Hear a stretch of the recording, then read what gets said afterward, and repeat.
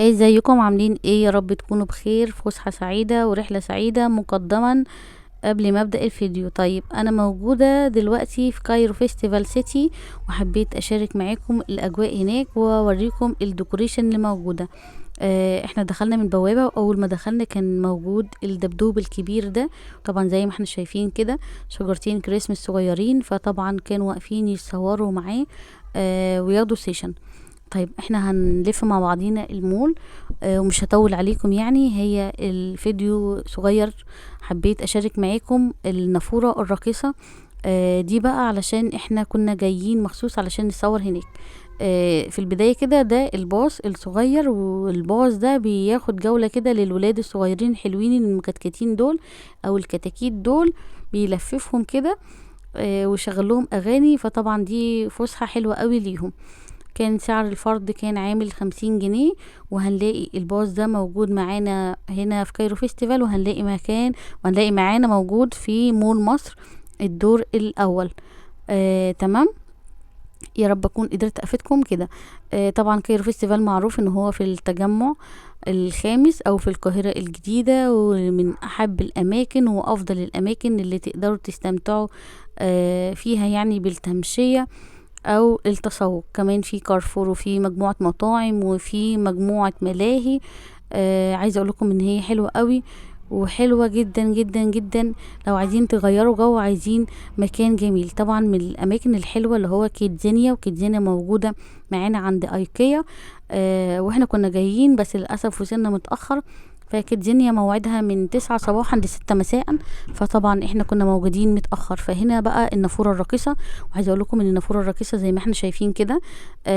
طيب ليه نافوره راقصه؟ علشان هما بيشغلوا اغاني، والنافوره بتفضل ترقص كده، والانوار طبعا بيبقى شكلها روعه جدا.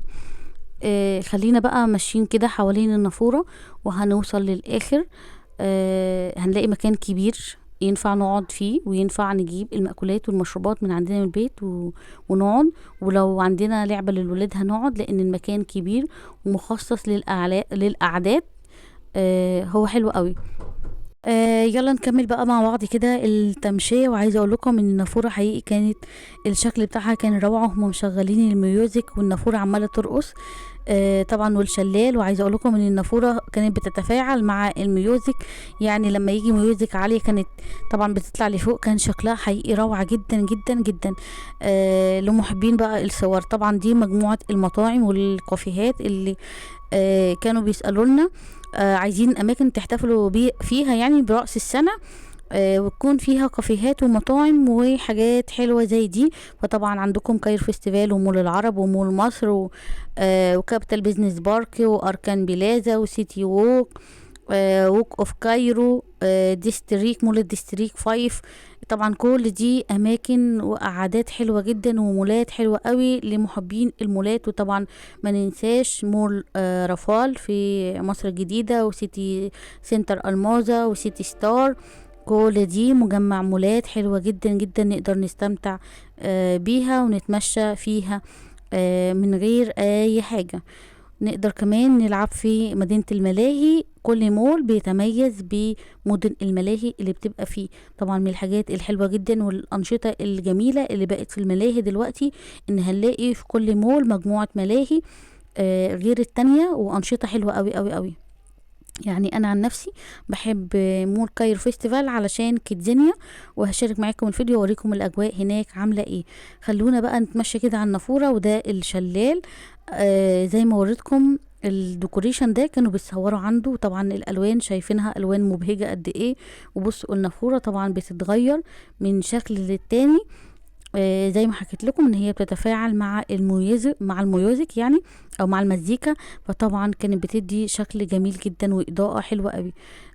لو حابين بقى تروحوا بالنهار وتستمتعوا باليوم كله، او تقضي اليوم كله هناك في المول، طبعا دي هيبقى خروجة جامدة وخروجة رايقة جدا.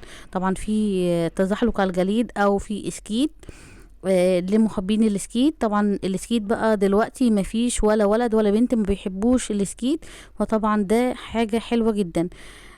خلونا نتمشى كده، وهنروح المكان الجميل اللي قلت لكم عليه، اللي هو مخصص للقعدات. سواء بقى هتجيبوا المأكولات من البيت او من هنا من المطاعم، فطبعا دي حاجة حلوة جدا. بصوا شكل الشلال والانوار بقى. حقيقي كان اجواء بصراحة فوق الروعة، فوق الممتاز. لو وصلتوا لغاية هنا لايك واشتراك وكومنت، وما حبيتش اطول عليكم وخليت لكم الفيديو صغير علشان تقدروا تستمتعوا بالمكان، واصور لكم المكان جزء جزء. طبعا داخلين كده على شجرة الكريسماس. المكان مبهج، المكان جميل، المكان مجاني، من غير منيوم، من غير اي حاجة. زي ما انتوا شايفين كده هو مكان كبير جدا، وزي ما انتوا شايفين هو كان مزدحم شوية، بس حقيقي كان مكان مبهج. حابين تقعدوا في اي مكان انتوا عايزينه، حابين تجيبوا مشروبات براحتكم انتوا من بره. المكان زي ما انتوا شايفين كده تقدروا تستمتعوا بيه. زي ما قلت لكم بقى، لو حابين تتمشوا في المول جوه براحتكم، لو حابين تقعدوا هنا في عند النافورة الراقصة ده برضو براحتكم، لو عايزين تجيبوا للولاد العربية الصغيرة ده برضو مسموح. لو حابين تجيبوا سكيت معاكم الولاد يلعبوا جنبيكم كده، طبعا ده مسموح برضو عادي جدا. لو حابين تدخلوا بقى الماجيك بلانت، الماجيك بلانت دي كانت من احلى الملاهي اللي موجودة، او اجمل فرع كان موجود اللي هو معانا في مول كايرو فيستيفال. ليه بقى؟ لان هو كان عبارة عن دورين، وكان فيه طبعا ملاهي تعتبر كتيرة جدا والعاب كبيرة جدا. يعتبر اكبر اركيد للالعاب فرع ماجيك بلانت اللي هو كايرو فيستيفال. كان فيه لعبة الغربال والسيارات و بيت الرعب، وكان فيه حاجات حلوة وأنشطة كتيرة نقدر نستمتع بيها. وكمان كانوا عاملين خصم بمناسبة الكريسماس تقدروا تستمتعوا بيه. موجود معانا الخصم لحد 31 يناير. شايفين جمال الأعداد وشايفين جمال المنظر اللي قلت لكم عليه. طبعا احنا اتمشينا كده في المكان وصورته لكم. طيب لو حابين بقى نخرج ونتمشى ونشوف المكان كله، هنلاقي معانا القطر الجميل ده. نقدر نركبه للولاد كده ونفسحهم وناخد جولة بيه. طبعا احنا هنا لسه مكملين في منطقة المطاعم، بعيدنا شوية عن النافورة. فعايزة اوريكم بقى الاجواء كانت عاملة ازاي.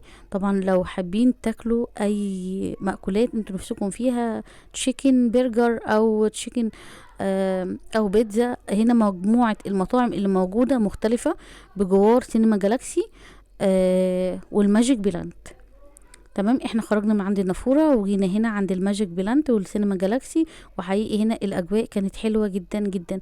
لو عايزين كمان ايس كريم، عندكم العبد فتح فرع جديد وكبير وجميل، وعندهم فولة الايس كريم بتبتدي من 25 جنيه لمحبين الايس كريم في الشتاء. طبعا عايزه اقول لكم او اصور لكم الاجواء بتاعه السينما، شفتوا كانت قد ايه. ولو وصلتوا لغايه هنا مضطر انهي الفيديو معاكم. باي باي.